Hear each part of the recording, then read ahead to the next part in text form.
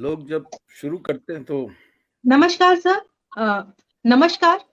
The मूक नायक पर आज एक अहम विषय पर हम लोग चर्चा करने जा रहे हैं कि कैसे न्यूज रूम में सामाजिक मुद्दों पर राजनीतिक मुद्दों की कैसे एजेंडा सेटिंग होती है, किस तरह से एक एजेंडा क्रिएट किया जाता है, किस तरह से दर्शकों को दिखाया जाता है, किस तरह से ऑडियंस को पहुंचाया जाता है, कौन सी न्यूज दिखानी है, कौन सी छिपानी है, ये सारा न्यूज रूम में तय होता है।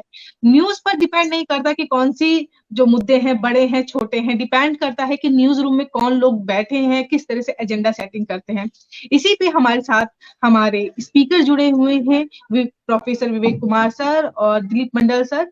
मैं एक छोटा सा इंट्रोडक्शन दे देती हूँ, क्योंकि वैसे तो दोनों ही हमारे स्पीकर्स को किसी की भी इंट्रोडक्शन की जरूरत नहीं है, लेकिन एक फॉर्मेलिटी के तौर पर बहुत बहुत स्वागत है सर आपका।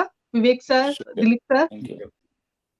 प्रोफेसर विवेक कुमार जेएनयू में प्रोफेसर हैं, इसके साथ ही कई इंटरनेशनल यूनिवर्सिटी में लेक्चर देने जाते रहते हैं। आप कई चर्चित किताबें भी लिख चुके हैं। मंडल सर के बारे में बताना चाहूंगी। वरिष्ठ पत्रकार दिलीप मंडल कई सालों से पत्रकारिता के क्षेत्र में हैं। इंडिया टुडे के मैनेजिंग एडिटर भी रहे हैं, कई किताबें लिख चुके हैं और सोशल मीडिया पर भी समसामयिक मुद्दों पर लिखते रहते हैं। सर, मूक नायक को आज 102 साल हो गए हैं, जो बाबा साहिब ने 102 साल पहले 1920 में शुरू किया था, और उसी के जैसे ही हमने शुरू किया कि उन्हीं के सिद्धांतों पे हमने शुरू किया द मूक नायक, और उसको आज 1 साल हो गया है। इसी उपलक्ष्य में हमने ये प्रोग्राम रखा है और हम चाहते हैं कि हमारे दर्शक हैं और जो लोगों को पता चले कि किस तरह से न्यूज रूम में एक एजेंडा सेटिंग होती है, किस तरह से न्यूज के बारे में पहले से डिसाइड किया जाता है कौन सी न्यूज दिखानी है, कौन सी नहीं दिखानी है। तो सर, मैं इस विषय पे प्रोफेसर विवेक कुमार सर आपसे जानना चाहती हूँ कि आप इस पर क्या कहेंगे कि जो न्यूज रूम में किस तरह से एजेंडा सेटिंग होती है और दर्शकों पर उसका क्या असर पड़ता है। मीना कोतवाल जी, सबसे पहले तो आपको बधाई, और द मूक नायक को बधाई। वो चिरायु हो और दिन दुगनी और रात चौगनी तरक्की करे, सब तरफ मूक न हो करके लोग बोलने लगे। जो आपका प्रयास है, इसके लिए आपको बहुत बहुत बधाई और मेरी समस्त शुभकामनाएं कि आप जिस प्रकार इसको एजेंडा सेटिंग के तहत काम कर रही हैं, ये आगे बढ़े। आपका topic socio political agenda setting, how and who sets agenda, मुझे लगता है कि बहुत ही मौजू टॉपिक है। और कॉन्टेम्प्ररी सोसाइटी में जो आपके दर्शक हैं और जो बहुजन समाज और जो शोषित वंचित समाज है, उसको ये पता होना बहुत जरूरी है कि जो दिखाया जाता है टेलीविजन में, वो अनायास नहीं है, वो नेचुरल नहीं है, वो प्राकृतिक नहीं है, बल्कि बाकायदा एक आर्टिफिशियल सेटिंग के तहत उसके ऊपर कौन सा मुद्दा चर्चा में आएगा और कौन सा जो है पैनल के साथ डिस्कस किया जाएगा और किस पे कितने दिन कार्यक्रम चलेगा, यह सब पहले से ही डिसाइड किया जाता है। न्यूज रूम में कौन डिसाइड करता है? मुझे लगता है मेरे साथ और भी वरिष्ठ साथी हैं जो बताएंगे, लेकिन मैं आपको जो इसकी एक छोटी सी केस स्टडी है, मैं उसके बारे में बताना चाहता हूं। स्पेशली हमारे भारतवर्ष में वर्तमान समय में दो बहुत बड़े नेटवर्क हैं, और वह नेटवर्क, उनका जो अर्थ व्यवस्था है, जो अर्थतंत्र है, वो कितना बड़ा है, ये आपको समझना चाहिए। और फिर अपने आप आपको ये पता लग जाएगा कि न्यूज एजेंडा कहां से सेट होता है। मैं यहां पर बात करूंगा न्यूज 18 नेटवर्क मीडिया और इन्वेस्टमेंट लिमिटेड की, जो कि रिलायंस द्वारा और रिलायंस इंडस्ट्रीज द्वारा हेड किया जाता है मुकेश अंबानी के द्वारा। और it has 2 national journal news channels, 2 news channel उनके जर्नल हैं, और 14 उनके रीजनल न्यूज चैनल्स हैं। और साथ ही साथ उन्होंने इनाडू टीवी, ईटीवी को भी एक्वायर किया था 2012-14 के अंदर। लगभग लगभग 46 ऐसे नेटवर्क चैनल्स हैं उनके, जो मीडिया नेटवर्क बाकायदा काम करते हैं। अब आप मुझे बताइए, उनका जो नेटवर्थ मैं देख रहा था वो 5,000 करोड़ रुपए का है, और जो उनका एसेट है वो 8,000 करोड़ रुपए से ज्यादा का एसेट है। 8,000 करोड़ और 5,000 करोड़ को जोड़ा जाए तो 13,000 करोड़ का जिस व्यक्ति का टर्नओवर हो, वो एजेंडा, और आपको मैंने नाम भी लिया, तो कहां से एजेंडा सेट होगा न्यूज चैनल में, ये बात अपने आप में स्वतः प्रमाणित हो जाती है कि किस प्रकार और कहां से आजकल का नेटवर्क चलित हो रहा है। दूसरा एग्जाम्पल मैं देना चाहता हूं Zee news, Hindi news channel का, which is owned by Subhash Chandra Essel group.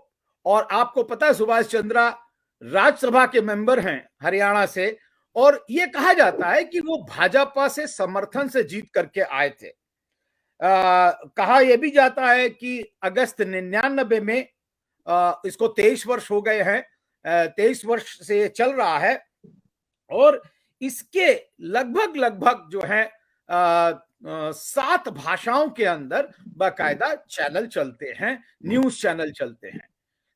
लेकिन मैं यहां पर आपको न्यूज के बारे में उनकी बड़ी चर्चित जो केस हुए हैं और उनके जो एंकर हैं, उनका नाम लेते हुए मुझे कोई गुरेज नहीं है, लेकिन मैं नाम नहीं लूंगा।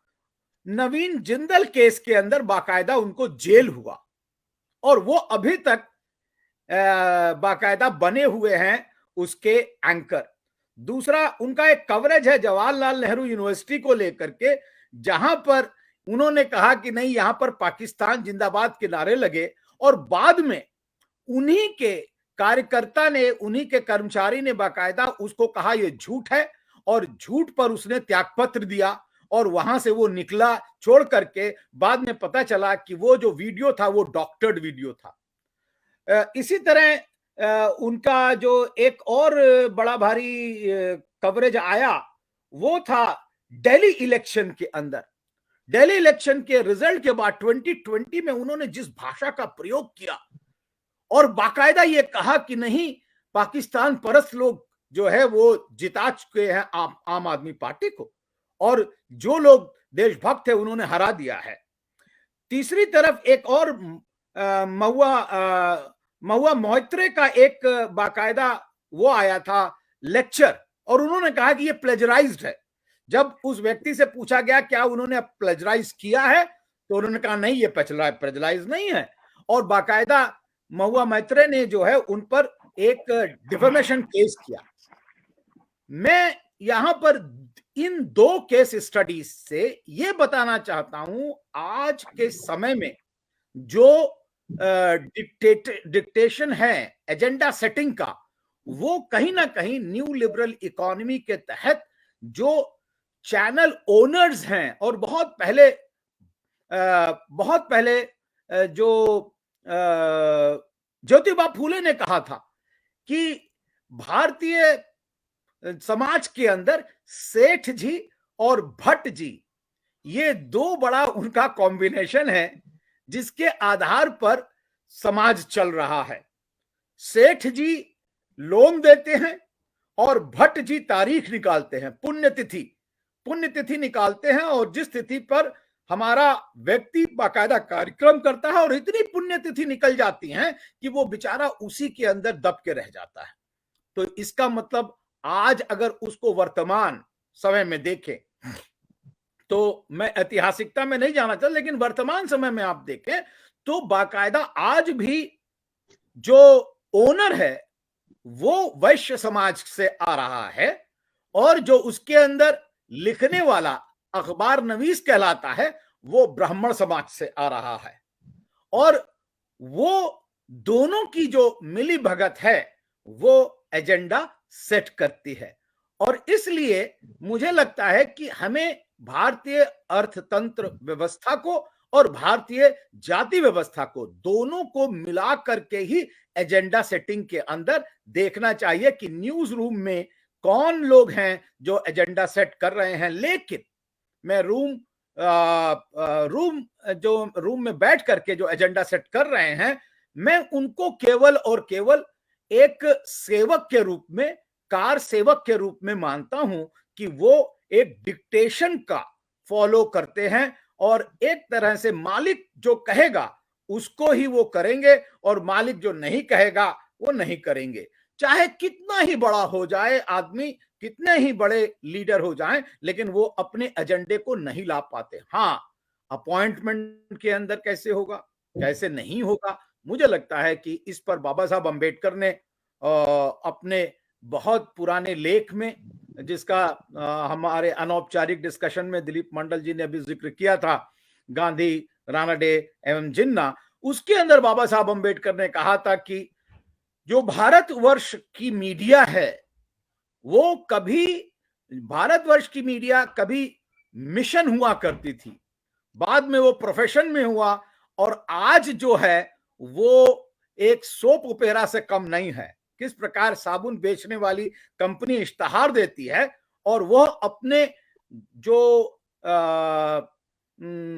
हीरोज हैं उनकी हीरो वर्शिप के अंदर, और मुझे लगता है उनका जो बाकायदा कथन था वो इतना ज्यादा भविष्यवाणी जैसे लगता था कि उन्होंने कहा कि किस प्रकार उस समय गांधी का वो जो है प्रलाप करते थे हिंदूवादी प्रेस, बाबा साहब कहते थे, और आज का प्रेस किसका किस व्यक्तित्व का प्रलाप कर रहा है और किसके बारे में कह रहा है, ये बदला नहीं है।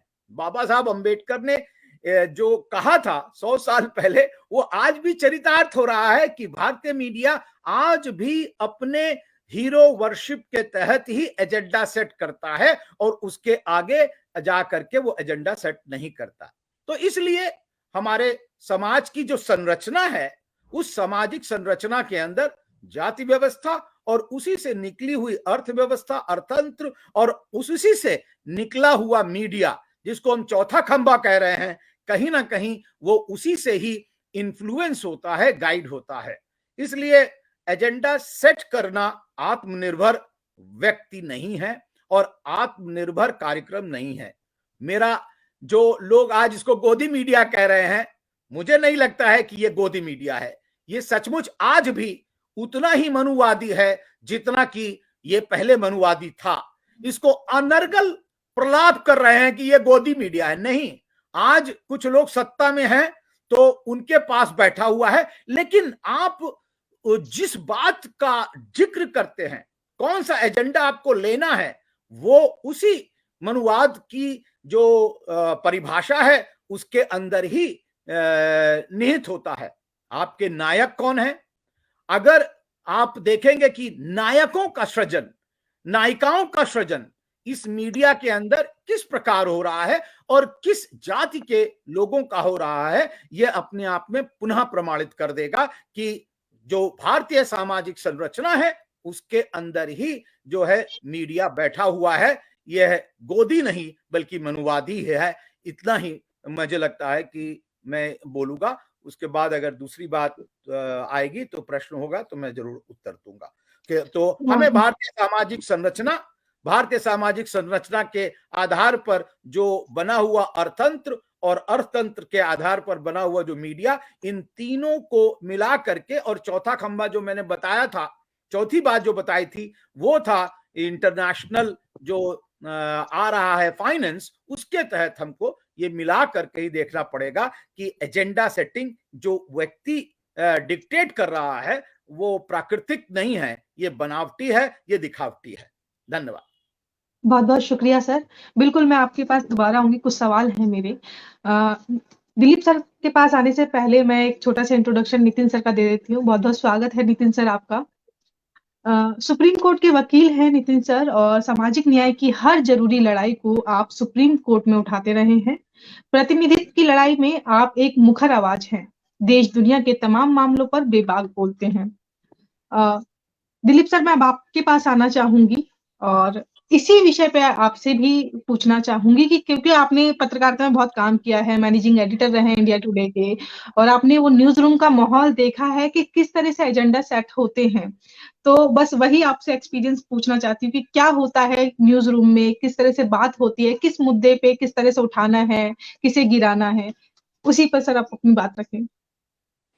बहुत बहुत शुक्रिया मीना, और बहुत बहुत बधाई भी कि मूकनायक का 1 साल हो रहा है, और जिस मूकनायक को बाबा साहब ने लॉन्च किया था वो अब 102 साल उसके इस समय पूरे हो रहे हैं। तो एक बहुत अच्छा मौका है जिस समय मीडिया के चरित्र पर और मीडिया के काम करने के तरीके पर एक स्ट्रक्चर्ड और सुसंगत तरीके से आपने ये चर्चा रखी है, तो आप का इसके लिए आभार।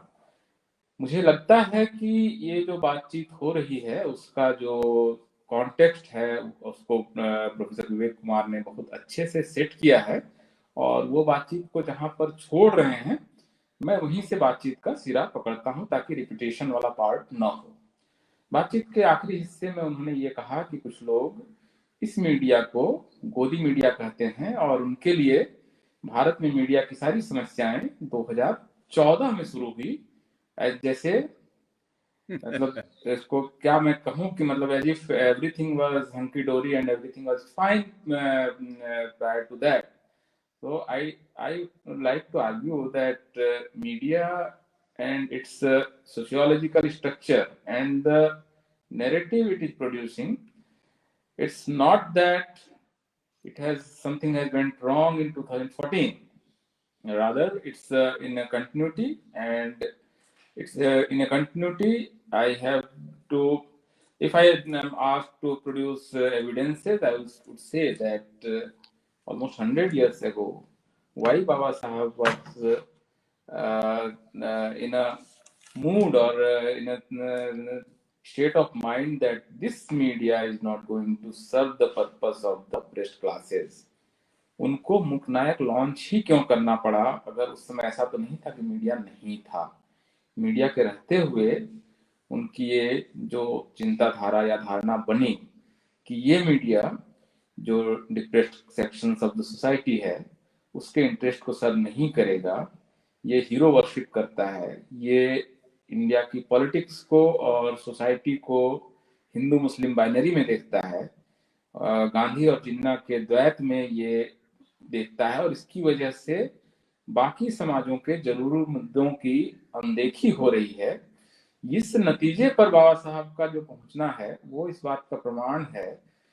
इवन बाबा साहब ही क्यों, उसके बाद आप देखिए बाबा साहब को भी इस पत्रिका को लॉन्च करने के लिए साहू जी महाराज ने सीड कैपिटल दिया था। इसके ऐतिहासिक एविडेंसेस हैं और इसके प्रमाण हैं कि शुरुआती रकम उन्होंने दी थी, बहुत सारे लोगों ने सहयोग किया था। उसके बाद भी अगर आप देखें तो लगातार जो भी जाति मुक्ति के सवाल पर आंदोलन कर रहे लोग थे या भारत की सोसाइटी को डेमोक्रेटिक बनाने के आंदोलन में लगे लोग थे, उनको हमेशा अपना मीडिया क्यों बनाना पड़ा? पेरियार को क्यों रिवोल्ट लॉन्च करना पड़ा पत्रिका अपनी? क्यों उनको पूरी अरसू लॉन्च करनी पड़ी? क्यों मान्यवर कांसीराम को क्यों बहुजन संगठक लॉन्च करना पड़ा? तो आप देखिए, या आज मूकनायक आपको क्यों लॉन्च करना पड़ रहा है? ये दरअसल वही स्पेस है जो स्पेस मेन स्ट्रीम मीडिया छोड़ रहा है, जानबूझकर नहीं, बिल्कुल डिजाइन के तहत। वो सेट कर रहा है कि आपको इस समय बातचीत किस मुद्दे पर करनी है, किन लोगों के बारे में करनी है, किन पार्टियों के बारे में करनी है। और इस बात के ग्लोबल एविडेंसेस हैं कि किस तरह से चुनाव को और पॉलिटिकल डिस्कोर्स को मीडिया प्रभावित करता है। और इस बारे में जो सबसे पहला रिसर्च और शोध जो हुआ था वो अमेरिका में प्रेसिडेंशियल इलेक्शन के दौरान हुआ था। लगभग वो 60 साल पुराना रिसर्च है जो ये बताता है कि मीडिया जिन विषयों को ज्यादा उभारता है, जिन पर ज्यादा संपादकीय लिखता है, ज्यादा लेख लिखता है, जिन खबरों को ज्यादा कवरेज करता है, लोगों से जब पूछा गया कि आपके महत्वपूर्ण मुद्दे क्या हैं, तो वो वही मुद्दे निकले जिनके बारे में मीडिया बातचीत करता है। इसका मतलब मीडिया निर्णायक रूप से ये तो साबित नहीं करता है कि मैं किन मुद्दों पर किस तरह से सोचूं, लेकिन किन मुद्दों पर बात करूं इसको तय करने की मीडिया की बहुत ज्यादा ताकत है। आज कल्पना कीजिए भारत दिल्ली का जो 4-5 बड़े न्यूज़पेपर्स हैं, जैसे times of India, Hindustan times, Jagran, Navbharat times, Hindu express, अगर ये 5 या 6 अखबार अगर तय कर लें कि वो बलात्कार की खबरों को पहले पन्ने पर देकर ये बताएं कि दिल्ली में लॉ एंड ऑर्डर की हालत कितनी खराब है, तो आपको लगेगा कि दिल्ली में लॉलेसनेस आ गया है, जंगल राज आ गया है। लेकिन यही खबरें जब अंदर के पन्ने पर सिंगल कॉलम में निपटाई जाएंगी तो आपको लगेगा कि सब कुछ ठीक ठाक चल रहा है। तो मीडिया अपनी ताकत से किसी खास समय में किसी राज्य में जंगल राज ला सकता है और किसी समय में वो ये कह सकता है और स्थापित कर सकता है कि यहाँ सब कुछ ठीक ठाक चल रहा है। तो ये ताकत निर्विवाद रूप से है। और जो अमेरिका में शोध हुआ था उसको कम से कम मेरी जानकारी में संज्ञान में अलग अलग देशों में कम से कम मेरे ख्याल से 40-42 तो शोध मैं देख चुका हूँ। ये साबित किया जा चुका है कि एजेंडा सेटिंग की मीडिया की ताकत है। मीडिया खास करके जब सारे मीडिया बड़े ग्रुप्स जो हैं वो एक सुर में किसी बात को कहने लगते हैं कि इस और इस पार्टी के बीच में मुख्य मुकाबला है, तो लोगों को भी लगने लगता है कि सचमुच इन्हीं दो पार्टियों के बीच मुकाबला है। जरूरी नहीं है कि इसका मतलब कि तीसरी पार्टी कभी उसमें जीत कर नहीं आएगी, लेकिन लोगों की धारणाएं बदलने में मीडिया की भूमिका है। अब मैं अपने बातचीत के आखिरी हिस्से में सिर्फ ये कहना चाहूंगा कि इतनी बड़ी ताकतवर जो इंस्टीट्यूशन हो मीडिया का, उसका डेमोक्रेटाइजेशन न होना, उसमें कुछ खास जातियों, वर्गों और आर्थिक समूहों के लोगों का वर्चस्व होना, जो भारत में अलग अलग समय में अलग अलग रिसर्च से साबित हुआ है, जिसमें पहला बड़ा रिसर्च जो है वो 1990 में बीएन उनियाल का रिसर्च था, जिसको बाद में केनेथ कूपर ने जो वाशिंगटन पोस्ट में उन्होंने छापा, और उस पर फिर चंद्रभान प्रसाद और इन लोगों ने प्रेस काउंसिल को बकायदा उसमें मेमोरेंडम दिया था कि मीडिया में डाइवर्सिटी होनी चाहिए। इसके बाद 2006 में सीएसडीएस ने एक रिसर्च किया जिसमें कि योगेंद्र यादव, अनिल चमड़िया और जितेंद्र कुमार ने रिसर्च किया।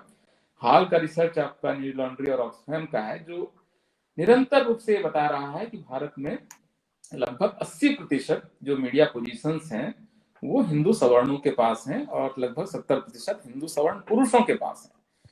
तो Indian media is male, Indian media is Hindu, and Indian media is upper caste. So this composition of Indian media is, I think, not good for Indian democratic discourse. It's not good for the country, and we should strive to have a diverse media, which Mook Naik is doing. And I wish you all the best.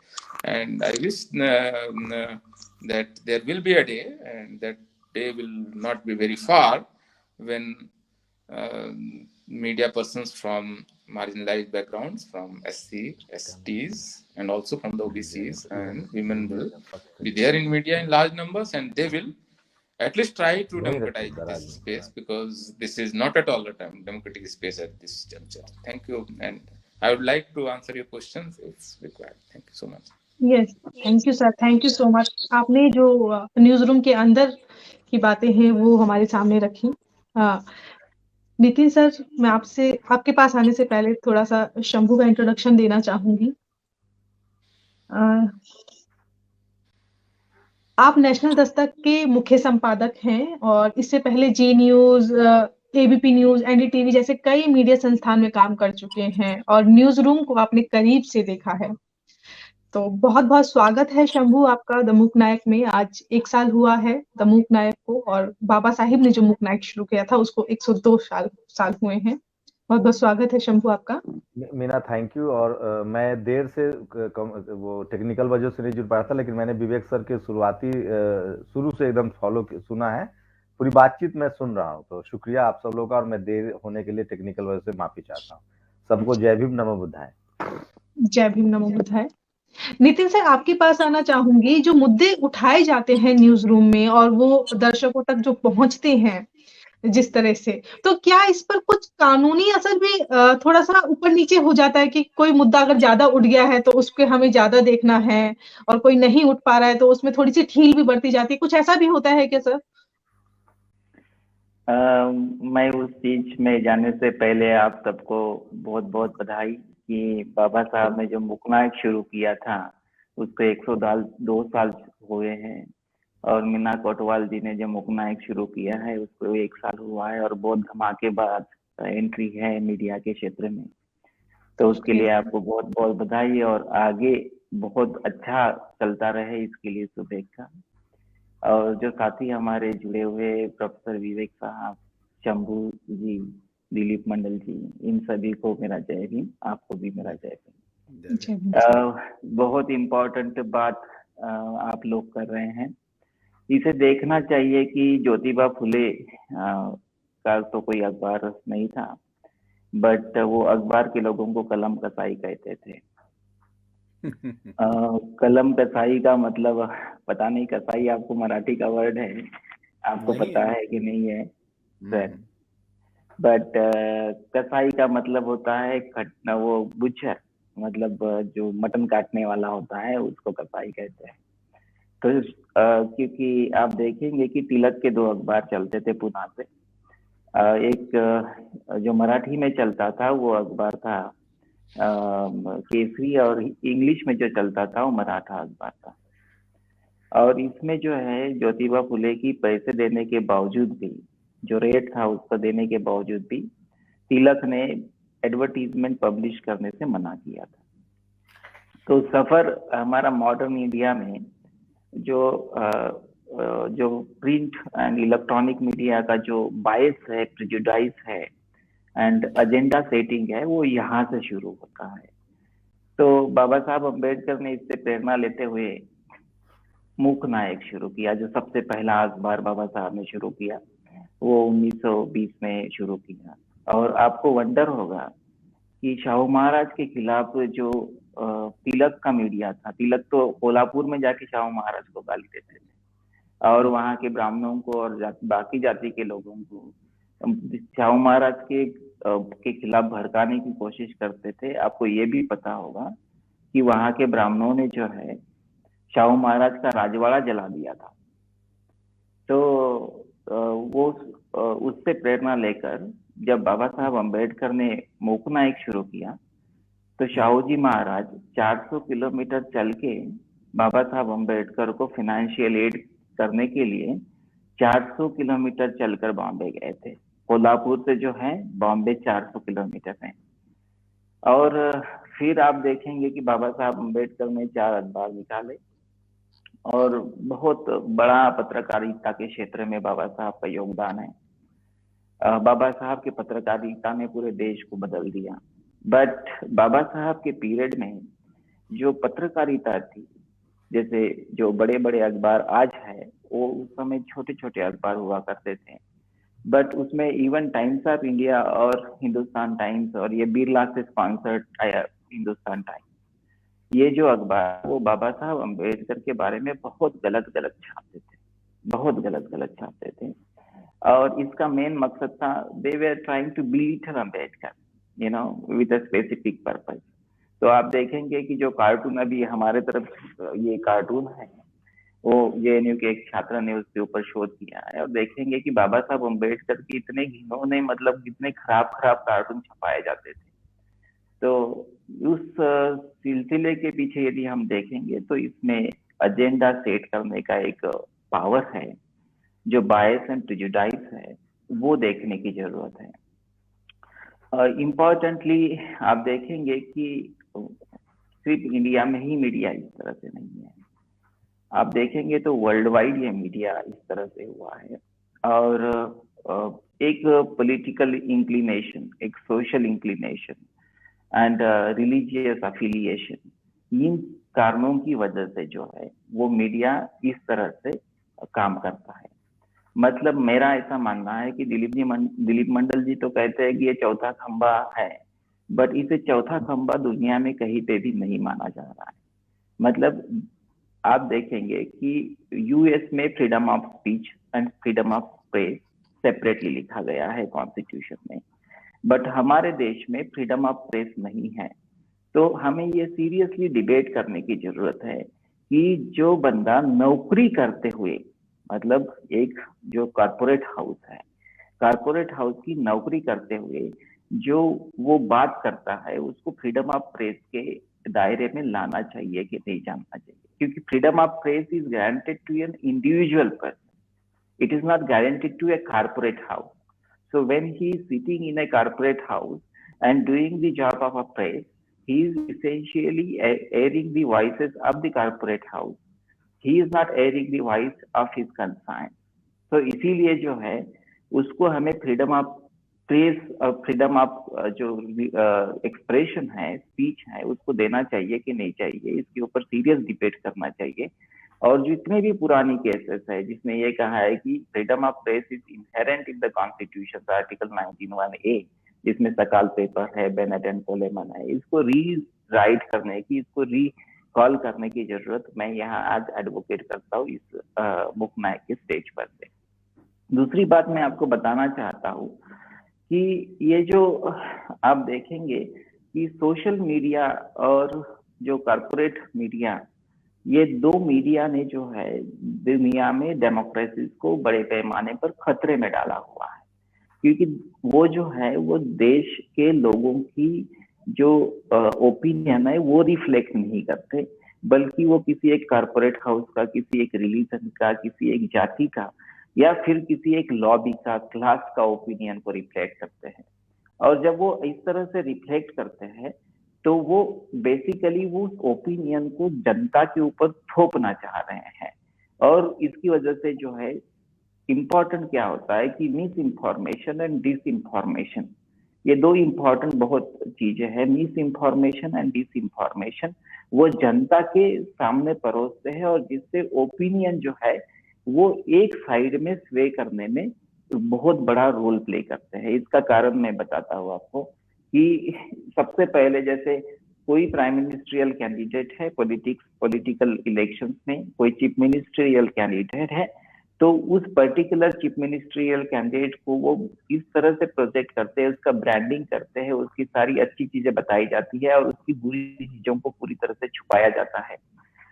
तो जब ये चीजें होती है तो उसकी वजह से एक जो पॉलिटिकल ओपिनियन देश में बनता है, वो ओपिनियन जो है वो वन साइडेड ओपिनियन होता है। This is a manipulation of a public opinion. ये पब्लिक ओपिनियन का मैनिपुलेशन ना सिर्फ हमारी प्रिंट मीडिया करती है, ना सिर्फ हमारा इलेक्ट्रॉनिक मीडिया करता है, बट सोशल मीडिया भी बड़े पैमाने पर करता है। जैसे आप देखेंगे कि WSJ का आपका रिपोर्ट है पुराना, जो WSJ के रिपोर्ट में ये बताया है कि फेसबुक ने जो है बीजेपी का रीच एक्सेलरेट किया था। अब हम लोग पिछले कई सालों से कह रहे हैं कि ट्विटर जो है वो हमारी का जो दलित, ओबीसी और आदिवासी है उनकी आवाज को दबा रहा है। हम कई सालों से कह रहे हैं, पिछले 2019 से हम लोग एक बात कर रहे हैं। और फेसबुक जो है पर्टिकुलर डिजिटल कम्युनिकेशन के टूल्स को, ट्विटर डिजिटल कम्युनिकेशन के टूल्स को इक्वल एक्सेस नहीं दे रहा है। और इक्वल एक्सेस नहीं होने की वजह क्या होता है कि those who belong to a disadvantage society, they do not get the equal opportunities of free speech, and when they don't get the equal opportunities of free speech, तो फ्री स्पीच के मार्केट में वो पिछड़ जाते हैं और उनकी आवाज सुनाई नहीं जाती है। तो बेसिकली उनकी गला दबाया जा रहा है। तो क्या होता है कि जब आप इलेक्ट्रॉनिक मीडिया में आपकी खबर नहीं छप रही है तो आप कहते हैं कि हमको बाइकआउट कर दिया, हमको ब्लैकआउट कर दिया, टीवी में ब्लैकआउट कर दिया। बट सोशल मीडिया में जो है हम इसको कहते हैं कि गला दबा रहा है, दलितों का, ये बैकवर्ड्स का, आदिवासी का गला दबा रहा है। तो आप देखेंगे कि ये इस तरह के, मैं पिछले दिनों सीनेट कमेटी का लाइव देख रहा था जिसमें गूगल को सीईओ को या फिर ट्विटर के सीईओ को और इवन माइक्रोसॉफ्ट वगैरह इन सब लोगों को बुलाया गया था। और उसमें ये सवाल पूछे जा रहे थे यूएस में कि who the hell you are, कि आप जो है मतलब किसी एक पर्टिकुलर ओपिनियन को प्रोजेक्ट करते, जैसे ट्रम्प का अकाउंट उन्होंने डिलीट कर दिया। Now you have blocked the entire voice of that side. वो सही है गलत है, वो बंदा सही है कि गलत है, ये हमें नहीं देखना है, but you can not block the voices of the other side. मतलब यदि आप इंटरनेट इंटरमीडिएटरी है तो इंटरनेट इंटरमीडिएटरी में ये इंपॉर्टेंट रोल होता है कि you do not have your own opinion, otherwise you will lose the legal protection in India as well as in US. तो ये जो हमने देखा है कि ये जो प्लेटफॉर्म्स है वो प्लेटफॉर्म्स जो है इंटरनेट इंटरमीडिएटरी जो है उसका रोल प्ले करने के बजाय वो एक्टिव वन साइड या अदर साइड का रोल प्ले कर रहे हैं, वो एडवर्सरीज का रोल प्ले कर रहे हैं। और उसकी वजह से क्या करते हैं कि अनफेवरेबल वॉइसेस को दबा देते हैं। और अनफेवरेबल वॉइसेस को दबाने की वजह से हमारा जो बेसिकली, क्योंकि हम तो पहले डिसएडवांटेजेस सेक्शन से, और हम लोगों के पास कोई मीन्स नहीं है किसी तरह का इन्फ्लुएंस करने का, और उसकी वजह से हमारी वॉइस नहीं जाती है लोगों तक। और वो वॉइस जो है वो डेमोक्रेसी में सबसे इम्पोर्टेंट चीज है कि आपकी वॉइस डेमोक्रेसी में पहुंचनी चाहिए जनता के पास। इसीलिए मेरा ये सजेशन है इस मौके पर कि हम लोगों ने इसको सीरियसली देखना चाहिए, और इन लोगों को जो लीगल प्रोटेक्शन मिले हुए हैं फ्रॉम नॉन प्रोसिक्यूशन, तो इसको हम लोग रिवोक कर सकते हैं कि इसको देखना चाहिए। और तीसरी इंपॉर्टेंट बात मैं ये बोलना चाहता हूँ कि हम लोगों ने मिलजुल कर ये जो प्रिजुडाइसेस है और एजेंडा सेटिंग है, इसको लेकर एक बड़ा आंदोलन चलाने की जरूरत है। जैसे मैं आपको बताता हूँ कि जैसे आप देखेंगे कि कुमो के खिलाफ जब सेक्सुअल हिरासमेंट के चार्जेस लगे तो CNN का जो लीड एंकर है उसको हटाया गया, बट हमारे देश में तो उस तरह से नहीं हो रहा है। लोग तो अंजना मोदी कह रहे हैं, फिर भी उसको हटाया नहीं जा रहा है। तो ये इम्पोर्टेंट चीज है जिसको हमें संघर्ष करने की जरूरत है। थैंक यू सो मच, और फिर आगे भी बात करेंगे। Thank you sir, thank you so much. Shambhu, आपसे जानना चाहूंगी, न्यूज रूम में आप लंबे समय तक रहे हैं, थोड़ा सा बताइए कि किस तरह से वहाँ पे एजेंडा सेटिंग होती है, कौन लोग करते हैं और किन के मुद्दों पे क्या सेटिंग होती है। शुक्रिया मीना कोटवाल जी। और द मुकनायक के 1 साल पूरे हो रहे हैं और बाबा साहब ने आज ही के दिन मुकनायक शुरू किया था।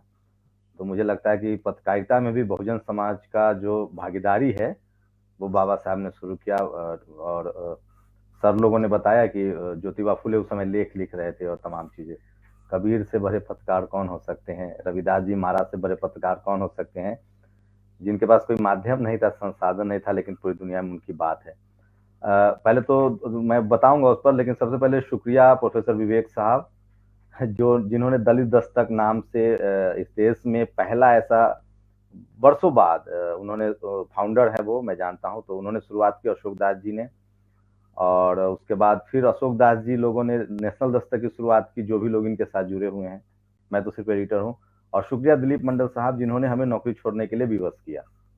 जब मैं नौकरी करता था, न्यूज रूम में था, तो इनको मैं पढ़ता था, कबार खाना इनका आता था ब्लॉग, और हमने नौकरी छोड़ने का फैसला किया कि जब दिलीप मंडल लिख ही रहे हैं तो नौकरी छोड़ा जा सकता है। तो चूंकि, और आप नेशनल दस्तक की फाउंडर में से रही हैं, तो आपका भी बहुत बहुत शुक्रिया।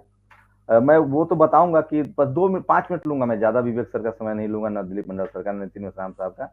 और शुक्रिया नितिन मिश्राम साहब, जो आप हमेशा हमारे लिए लीगल असिस्टेंस देने के लिए खड़े रहते हैं, वो भी एक हमारी बड़ी ताकत है। हमें लगता है कि हमारा सुप्रीम कोर्ट में वकील है। दिलीप साहब तो कहते हैं कि मिठाई भी खिलाते रहिए अपने वकीलों को। तो शुक्रिया। मैं 2 चीजें कहूंगा, पहले उस पर आऊंगा मैं कि ये लोग क्या करते हैं, वो पब्लिक डोमेन में है, और प्रोफेसर विवेक साहब ने सब कुछ बता दिया, नाम लेके बता दिया कि किनका पैसा लगा है, कौन लोग चला रहे हैं। तो जो गाय पालेगा दूध वही खाएगा। हमें दिलीप मंडल साहब की तरह गाय पालने की जरूरत है। मैं हर वीडियो में कहता हूं कि इस देश में सबसे बड़ा पत्रकार दिलीप मंडल है, जिसका सोशल मीडिया फॉलो कर लीजिए, आपको और कहीं जाने की जरूरत नहीं है। लेकिन मैं ये कहना चाह रहा हूं कि अब SC ST OBC माइनॉरिटी के स्टूडेंट को मीडिया को कैरियर के तौर पे अपनाना चाहिए। जब से सोशल मीडिया आया है, लाखों रुपए कमा सकते हैं, स्टारडम भी है, और आपकी पॉलिटिकल और सोशल रीच भी है। सो इसको कैरियर बनाइए। पहली बात, अपनी गाय पालिए। आलोचना वो हमारे लिए कुछ करेंगे नहीं, चाहे हम जितना बहस कर ले, डिस्कोर्स कर ले। तो मैं थोड़ा सा 2-4 बातें कहना चाहता हूं, जो लोग सुन रहे हैं, जो युवा हैं, अगर आपकी थोड़ी भी रुचि है सोशल और पॉलिटिकल इश्यूज में, आप दिलीप मंडल को फॉलो भी करते हैं, तो सोशल मीडिया, जिस तरह से अंग्रेज आए और उन्होंने हमारे लिए स्कूल के दरवाजे खोले, social media, YouTube, Twitter, Facebook ने हमारे लिए पत्रकारिता के दरवाजे खोले हैं। अगर यूट्यूब नहीं होता तो हम लोग नौकरी नहीं छोड़ पाते। तो पहले तो आप आइए, पत्रकारिता कीजिए, इसमें आपको पैसा भी मिलेगा, कैरियर भी शानदार है, स्टारडम भी है, और आपको देश जान जाएगा 2 दिन में। आप हो सकता है भारत के सारे IAS को न जानते हो, जो बहुजन समाज से हैं। प्रोफेसर विवेक को तो पूरी दुनिया जानते हैं, क्योंकि दुनिया भर की यूनिवर्सिटी में वो गेस्ट लेक्चर हैं, JNU के HOD, हेड ऑफ डिपार्टमेंट हैं। और सबसे बड़ी बात है कि वो सोशली बहुत एक्टिव है और पॉलिटिकली बहुत एक्टिव है, तो इनको तो जानता है। लेकिन ऐसे हजारों प्रोफेसर है जिनको लोग नहीं जानते हैं, लेकिन मीना कोटवाल को हर देश का नागरिक जानता है। तो मीडिया को आप प्रोफेशन बनाइए, और उसके लालच में बता रहा हूं, इसमें स्टारडम भी है, पैसा भी है, सम्मान भी है, और एक पावर भी है, आप मंत्रालय में जा सकते हैं, आप मिनिस्टर को कॉलर पकड़ सकते हैं जैसे बाकी लोग पकड़ रहे हैं। जैसे सवर्ण मीडिया जो जातिवादी मीडिया है वो SC ST OBC माइनॉरिटी के CM MP को कुछ नहीं समझता है, मुख्यमंत्री को ऐसे कहता है जैसे उनके अंगने में खेल रहे हो। तो ये ताकत है, ये आप भी कर सकते हैं। जरूरत है कि बहुजन समाज के युवा जो शानदार अंग्रेजी बोलते हैं, जो शानदार कपड़े पहनते हैं, जो शानदार जिनकी एजुकेशन हो रही है, प्लीज आइए और सोशल मीडिया में पत्रकारिता ज्वाइन कीजिए। शानदार टूल है, सैलरी भी आपकी ठीक ठाक रहेगी। प्रोफेसर, डॉक्टर्स, इंजीनियर, IITian जितना कमा रहे हैं, शुरुआत में तो नहीं लेकिन धीरे धीरे आप वहां तक पहुंच जाएंगे, मेरे निजी। और दूसरी बात है, हम बहुजन हैं तो एथिक्स भी फॉलो करते ही हैं अमूमन। हमारे लिए तो दिलीप मंडल साहब के शब्दों में कहें तो बहुजन के लिए 100% गोल्ड होना पड़ता है। आपके लिए कोई चांसेस नहीं कि आप गड़बड़ी करें। और बाय बर्थ, बाय DNA हम लोग बुद्धिस्ट हैं, तो हम लोगों में ह्यूमैनिटी भी है, विक्टिम के साथ खड़ा रहने का साहस भी है। SC ST OBC माइनॉरिटी के जो लोग होते हैं वो बिना सिस्टम सपोर्ट के, बिना मीडिया के, वो अन्याय के खिलाफ लड़ रहे होते हैं हमेशा। जबकि इस देश में वो लोग जो सिस्टम के सहारे लड़ते हैं, जब सिस्टम उनके पक्ष में नहीं होता है, बहन जी मुख्यमंत्री हो जाए तो सारे जातिवादी गुंडे बिल में घुस जाएंगे। लेकिन RSS की सरकार है, मोदी की सरकार है, उसके बाद भी SC ST OBC माइनॉरिटी के बच्चे लड़ते हैं रोज सड़कों पर। हमारे पत्रकार बोलते हैं तो हमारे पत्रकार कम से कम सरकारों से 60 गांठ तो नहीं करेंगे, तो एथिकल भी वो बहुत ईमानदारी से रिपोर्टिंग करेंगे। और तीसरी बात जो आपने कहा न्यूज रूम में कैसे होता है, तो वही दिलीप मंडल साहब का जो किताब है वो सबको पढ़नी चाहिए, जिसमें उन्होंने सब कुछ मतलब एकदम पानी की तरह साफ लिख दिया है। जो चौथा खंबा उनका, दलाल स्ट्रीट उनकी जो किताब है। तो आप जानते हैं मैंने NDTV इंडिया में काम नहीं किया, वो गलत इन्फॉर्मेशन है। स्टार न्यूज से शुरू किया और लास्ट जी न्यूज में, फिर इंडिया TV, लाइव इंडिया, कई जैसे सारे संस्थानों में काम किया। दरअसल आपके जब तक संपादक नहीं होंगे और जब तक आपका कम से कम सीनियर प्रोड्यूसर के लेवल तक आप नहीं पहुंचते हैं IMC से निकलने के बाद, दिलीप मंडल साहब सब कुछ जानते हैं, अखबार भी देखा है, TV भी देखा है, मैगजीन। तो ये जो लोग कह रहे हैं ना कि पैसा देके मीडिया को मैनेज किया गया है, ये भी सच नहीं है। अगर ऐसा होता तो मायावती, अखिलेश भी मैनेज कर लेते, लालू यादव भी मैनेज कर लेते, क्योंकि उनकी भी सरकारें होती है, पैसा होता है। प्रोफेसर विवेक साहब तो और अच्छे से मैनेज कर सकते हैं, क्योंकि उनके यहाँ तो बच्चे को दाखिला कराने के लिए भी लोग पहुंचेंगे कि सर एक पैरवी कर दीजिए, ऑक्सफोर्ड में, कोलंबिया में हमारे बच्चे का दाखिला हो जाएगा। आप SC ST OBC माइनॉरिटी के और पति हो जाइए, आप मीडिया नहीं मैनेज कर पाएंगे, क्योंकि मीडिया का जो असली कैरेक्टर है भारत के लिहाज से, जो बाबा साहब ने कहा है कि भारत में बीमारी है टीबी की और इलाज कर रहे हैं आप कैंसर का, यहाँ बीमारी है जाति वाली। मैं न्यूज रूम में अकेले अपने दम पर प्रोड्यूसर के तौर पे बहुत सारी ऐसी खबरें चला पाता था जो मेरा संपादक नहीं चाहता था, लेकिन मैं कर पाता था। बिहार चुनाव के समय मैंने जी न्यूज में कहा कि नीतीश और लालू जी का गठबंधन चुनाव जीत रहा है, तो मुझे कहा गया कि क्या बात कर रहे हो, मैंने कहा हाँ, और मैंने वो बुलेटिन बनाया और बाद में मैंने रिजाइन किया। तो अगर आपके पत्रकार भी होते हैं वहां, तो वो खबर चलाने की उनकी में कुव्वत होती है, चाहे वो सीनियर प्रोड्यूसर तक हो जाए, खबर चला देते हैं। वहां संपादक ढूंढने नहीं। तो दरअसल ये पूरा मसला यह है कि हमारी वहां डाइवर्सिटी नहीं है, भागीदारी नहीं है। दिलीप मंडल को किसी चैनल में रख दीजिए, फिर देखिए उसका तेवर बदल जाएगा, मालिक छटपटाते रह जाएंगे। ये कर सकते हैं कि वो नौकरी से हटा दे कल, लेकिन वो खबर नहीं रुकवा सकते। खबर जो चलता है वो संपादक तय करता है, न्यूज रूम में सब तय करते हैं, मालिक का थोड़ा बहुत सेटिंग गेटिंग होता होगा। तो ये सबका मीडिया, ये जो गोदी मीडिया जो कह रहे हैं, जो सवर्ण पत्रकार, कुछ जो सो कॉल्ड लिबरल सवर्ण पत्रकार हैं, जो आपको दरअसल बीजेपी के खिलाफ दिख रहे हैं, अजीत अंजुम हो या अभिसार हो या रविश हो, वो SC ST OBC माइनॉरिटी के मुद्दे पर आपके साथ नहीं है, वो रिजर्वेशन पर आपके साथ नहीं है। वो हिंदू मुस्लिम में अगर दंगा हो तो वो मुसलमानों के साथ दिखेंगे, लेकिन वो पछड़े मुसलमानों के OBC राइट्स के साथ नहीं दिखेंगे, क्योंकि 90% मुसलमान OBC कैटेगरी में है। तो वो मुसलमान में जब हिंदू मुस्लिम की लड़ाई होगी तो वो मुसलमानों के साथ प्रो मुस्लिम दिख सकते हैं, लेकिन जब रिजर्वेशन की बात आएगी तो वो मुसलमान के साथ नहीं दिखेंगे। जो जो जो सवर्ण पत्रकार जो लिबरल हैं, क्योंकि राइट्स की जब बात आएगी, SC ST OBC माइनॉरिटी के राइट्स की बात आएगी, जिससे आप इकोनॉमिकली और सोशली मजबूत होते हैं, तो वो आपके साथ नहीं दिखेंगे। दरअसल जो हमें दिख रहा होता है वो कर नहीं रहे होते हैं। जैसे वो हिंदू मुस्लिम जितने लेफ्टिस्ट सवर्ण हैं, वो हिंदू मुस्लिम इसलिए इन्वॉल्व रहते हैं ताकि चाहते हैं कि ये डिस्कोर्स बढ़े, ये डिस्कोर्स पैदा हो, वो रिजर्वेशन का डिस्कोर्स, सोशल जस्टिस का डिस्कोर्स, वो फूले पेरियार अंबेडकर का जन्मदिन, जयंती, उनके कामों की चर्चा नहीं करने देते हैं, क्योंकि उससे उनका जो कास्ट हिरार्की है वो टूटता है, और उनका जो दिलीप मंडल साहब जैसे कहते हैं कि अब जाति गांव में नहीं है, जाति मीडिया सेंटर्स, पावर सेंटर्स में है। मीडिया, जुडिशियरी, ब्यूरोक्रेसी और उसके बाद कॉलेज, यूनिवर्सिटी और बिजनेस, ये पावर सेंटर्स हैं, और उसके दरवाजे मीडिया के थ्रू ही खुलते हैं। तो एक्चुअली हम लोग पैनल में जितने लोग हैं उसमें सबसे जूनियर मैं हूँ, मीना से थोड़ा सीनियर हूँ, तो सब लोग जानते हैं। लेकिन जो सुन रहे हैं, मैं उनके लिए 2 मिनट सर और विवेक सर आप कर लूंगा, 2 मिनट और ऐड कर रहा हूँ कि आप अगर चाहेंगे तो हम लोग लगातार नेशनल दस्तक कोशिश कर रहे हैं। हम लोग हर महीने 2 बच्चे को इंटर्नशिप करवा रहे हैं। मीडिया में जो एंट्री होती है उसमें सवर्ण समाज के जो बच्चे हैं उनके पास जो सोशल कैपिटल है उसकी वजह से नौकरी इंटर्नशिप पा जाते हैं, और जो फाइनेंशियल कैपिटल है उसकी वजह से वो साल भर, 1 साल, 2 साल, 6 महीने तक इंटर्नशिप करते हैं। हमारे जो SC ST OBC माइनॉरिटी के उनके पास ना सोशल कैपिटल है तो इंटर्नशिप नहीं मिलती है चैनलों में, और फाइनेंशियल कैपिटल नहीं है तो वो इंटर्नशिप अफोर्ड नहीं कर सकते हैं कि वो 6 महीना फ्री में काम करें और उसके बाद नौकरी मिलती है, ये हकीकत है। तो हम लोग कोशिश कर रहे हैं कि इंटर्नशिप करवाई जाए, उनको कम से कम बेसिक ट्रेनिंग स्किल दिया जाए, लिखने का, बोलने का। और अगर विवेक सर लोग चाहें तो उनके पास तो हजारों बच्चों की लिस्ट है, सारे क्रीम बच्चे उनके संपर्क में आते हैं।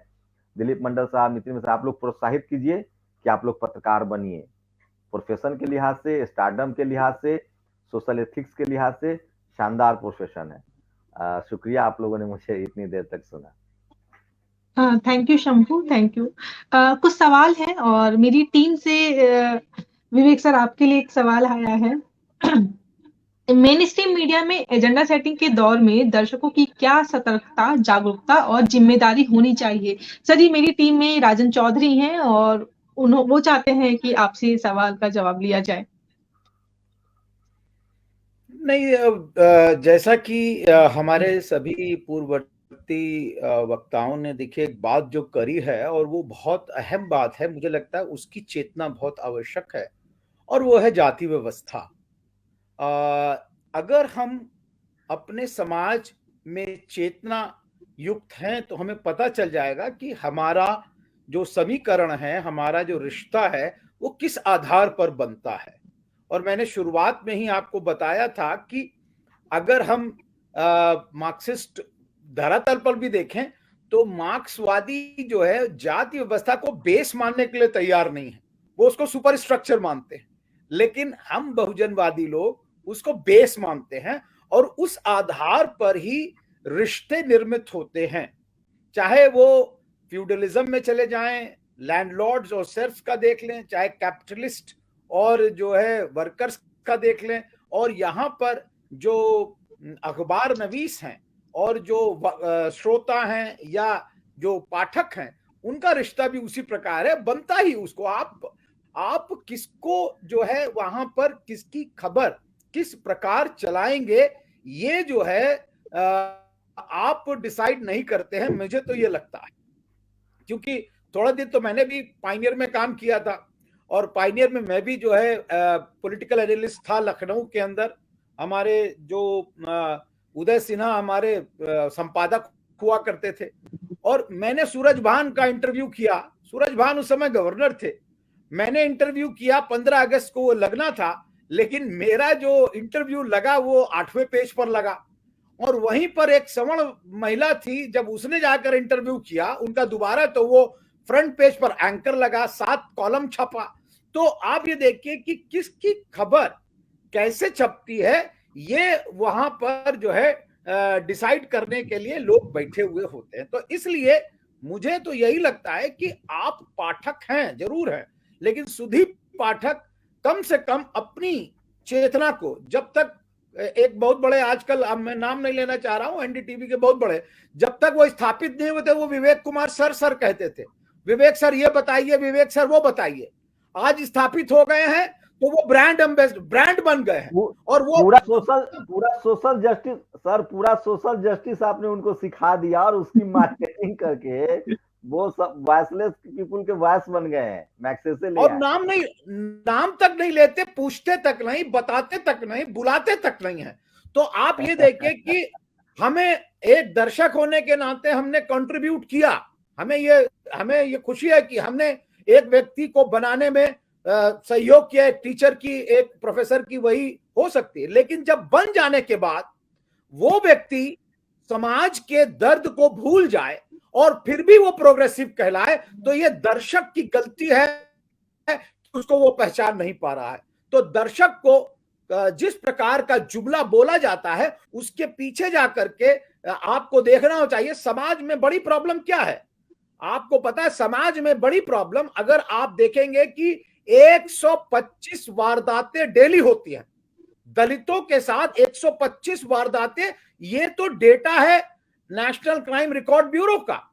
और बाकायदा तो जो अगर 125 वारदातें हो रही हैं दलितों के साथ, तो भारतवर्ष में बड़ी समस्या जातिवाद है कि सांप्रदायिकता है। सांप्रदायिकता को तो आप बड़ी तेज उठाते हो, लेकिन जातिवाद से जो मरने वाले लोग हैं, जिनके साथ अस्पृश्यता होती है, जिनके साथ घोड़े पर बारात नहीं निकल सकती, उनकी आवाज नहीं उठाते हो, तब भी आप प्रोग्रेसिव कहलाते हो।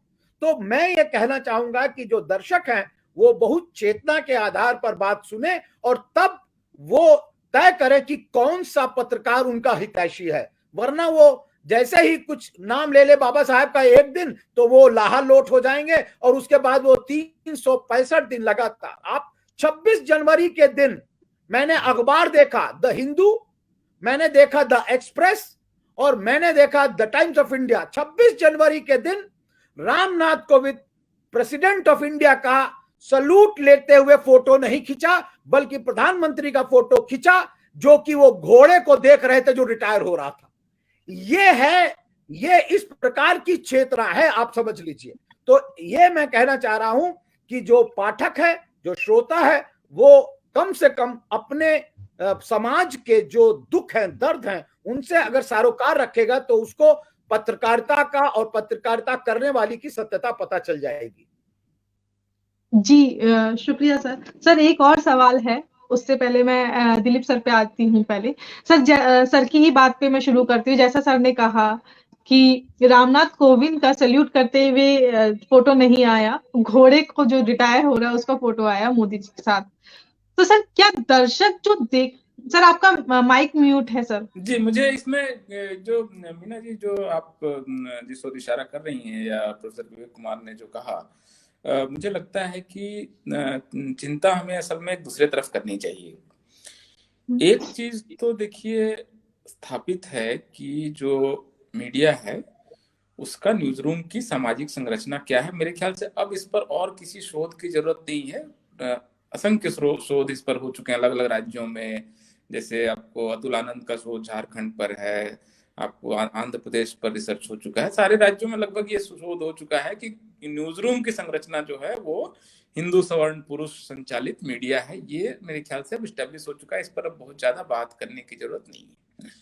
दूसरी बात भी ये साबित हो चुकी है तमाम तरह के कंटेंट एनालिसिस और रिसर्च से कि ये जो मीडिया है, जब कास्ट का क्वेश्चन आता है तो अपर कास्ट के पक्ष में खड़ा हो जाता है। इसमें जब रिजर्वेशन का आंदोलन हो तो, या SC ST एक्ट का सवाल हो तो, आप कल्पना कीजिए कि SC ST एक्ट के सवाल पर एक इतना बड़ा भारत बंद होने वाला है। ये जिस दिन भारत बंद था 2 अप्रैल को, 2 अप्रैल के सारे अखबार मेरे पास हैं। 2 अप्रैल के सुबह के मेरे पास 13-14 अखबार मैंने उस दिन के कलेक्ट किए थे। किसी अखबार में सिंगल कॉलम भी खबर नहीं थी कि दलितों के अंदर में इतना बड़ा असंतोष पैदा हो चुका है कि अगले दिन लगभग 500 शहरों और कस्बों में भारत बंद होने वाला है। आप समझ रही हैं कि ये मतलब पत्रकार को पता ही नहीं है कि समाज में चल क्या रहा है, और सुबह 10 बजते बजते हजारों लोग सड़कों पे आ जाएंगे, इसकी एक दिन पहले तक हवा ही नहीं, तो सेंस ही नहीं है कि समाज में चल क्या रहा है, या फिर उसकी साइलेंसिंग है, उसको इग्नोर करना है। क्यों नहीं भारत बंद हो गया ये आपको पता चला? भारत बंद ऐसे तो नहीं हो गया था, उससे पहले पर्चे पोस्टर बने, बैनर्स बने, लोगों ने गाड़ियां बुक की, यहाँ से उसमें जाएंगे।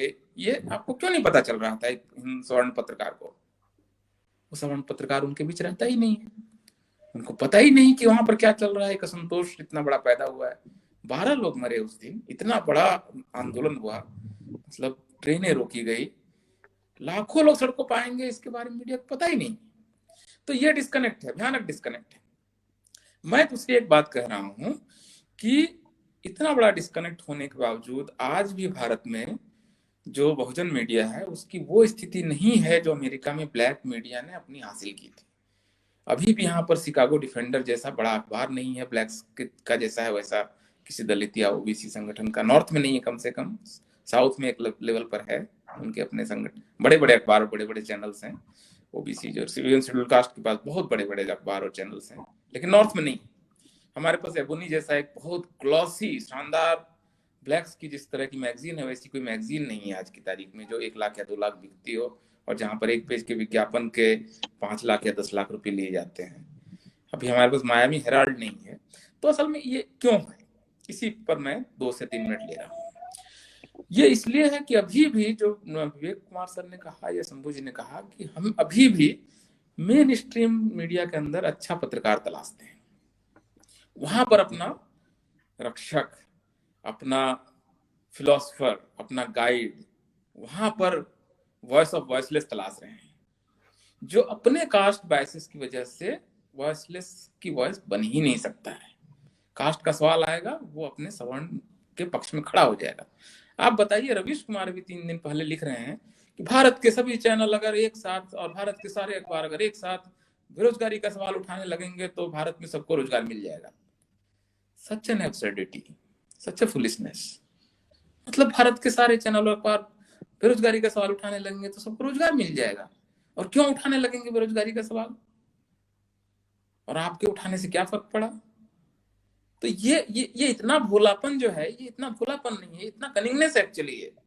आप असल में भारत के जो मूल सवाल हैं उसकी अनदेखी करते हुए रोज हिंदू मुस्लिम बाइनरी पर लगातार शो कर रहे हैं। हिंदू मुस्लिम सवालों को उठाकर आप कास्ट के क्वेश्चन को, इंडियन सोसाइटी के डेमोक्रेटाइजेशन के सवाल पर, आप हक अधिकार के सवाल को दरअसल आप साइलेंसिंग में डालते हैं और इसके लिए आप पुरस्कृत भी होते हैं, क्योंकि पुरस्कार बोर्ड में जो रिकमेंडेशन करने वाले लोग हैं वो फिर यहीं से वही आपके कास्ट के लोग हैं, वही पी साईनाथ, वही आपके जो पूर्व अवार्डीज हैं वो आपके रिकमेंड करने वाले हैं, तो आपको अवार्ड भी मिल जाता है, आप अवार्ड भी ले रहे हैं। लेकिन ultimately at the end of everything what you are delivering for the society, आप एक भ्रम पैदा कर रहे हैं कि गोदी मीडिया है। भाई 2014 से पहले इसी मीडिया ने आरक्षण के खिलाफ कितना जहर फैलाया था, कितने उन्होंने आत्मदाह कराए थे। तो कांग्रेस के समय जैसे मीडिया बड़ा शानदार था और बीजेपी का आने के बाद सब कुछ नष्ट हो गया, हाय बर्बाद हो गया, मतलब हाय हम लुट गए। मैं इस आर्गुमेंट को खरीदने के लिए तैयार नहीं हूं कि गोदी मीडिया जैसा कुछ है। वो कास्टिस्ट मीडिया है, वो मनुवादी मीडिया है और वो SC ST OBC के इंटरेस्ट के खिलाफ है, माइनॉरिटी के इंटरेस्ट के खिलाफ है। तो दरअसल मैं उस समय की कल्पना कर रहा हूँ जब हमारे पास भी शिकागो डिफेंडर होगा, हमारे पास एबोनी जैसी मैगजीन होगी, उसके वहां पर जो ब्लैक्स के चैनल्स हैं, पावरफुल चैनल्स, मतलब वहां भी सैलरी का वही स्ट्रक्चर हो जो मेन स्ट्रीम मीडिया का हो। और क्योंकि उन्होंने रिजेक्ट किया, ब्लैक्स ने वहां पे व्हाइट मीडिया को रिजेक्ट किया है, लेकिन हमारे लोगों को अभी भी वहां पर असल में कोई हीरो की तलाश है, मेन स्ट्रीम मीडिया के अंदर उस हीरो की तलाश है। और ये 100 साल से तलाश रहे हैं कि वहां पर कोई एक अच्छा पत्रकार होता तो हमारी बात कर देता। और हाय देखो, उन्होंने तो बाबा साहब की जयंती के दिन एक प्रोग्राम कर दिया था, तो उस पर वो 5 साल खींच लेता है। तो ये असल में हमको समझना पड़ेगा कि वो बहुत सस्ता हो गया। असल में जय भीम बोलना आज की तारीख में उसमें कोई क्रांतिकारिता नहीं बची है, क्योंकि उसको नरेंद्र मोदी भी बोल देंगे कल को जय भीम, हमसे ज्यादा जोर से बोलेंगे और ज्यादा अगरबत्ती जला देंगे, ज्यादा लोग सुनेंगे। हाँ, ज्यादा कवरेज ये आज की तारीख में क्रांतिकारिता की शर्त नहीं है कि आप बाबा साहब का फोटो पर ज्यादा रोज जोर जोर से उनके सामने नाच रहे हैं और ज्यादा अगरबत्ती जला रहे हैं। देखना पड़ेगा आपकी पॉलिसीज क्या है, आप क्या वो सवालों को एड्रेस कर रहे हैं जो सवाल समाज के वास्तविक सवाल है, क्या आप ट्रांसफॉर्मेशनल क्वेश्चंस को ले पा रहे हैं, क्या आप उस पर बात कर रहे हैं? तो मेरे ख्याल से जो मेन स्ट्रीम मीडिया है वो इन सवालों को नहीं उठा रहा है। एग्जैक्टली, मुद्दों पे बात होनी चाहिए और बात कहीं कुछ और होती है। खैर, अगर जो दर्शक अभी भी जिन्होंने शेयर नहीं किया है, प्लीज इसे शेयर कर दे, बहुत ही महत्वपूर्ण चर्चा चल रही है। शंभू, आपके पास आना चाहूंगी। जैसा सर ने कहा कि कांग्रेस के टाइम पे भी यही होता था और मौजूदा सरकार, मैं तो आपसे जानना चाहती हूँ कि आपने जब काम किया था उस समय सरकार कुछ और थी, इस समय कुछ और है, तो क्या इस समय जो मौजूदा सरकार है वो अभी ज्यादा असंवेदनशील हो गई है या पहले भी ऐसी माहौल था?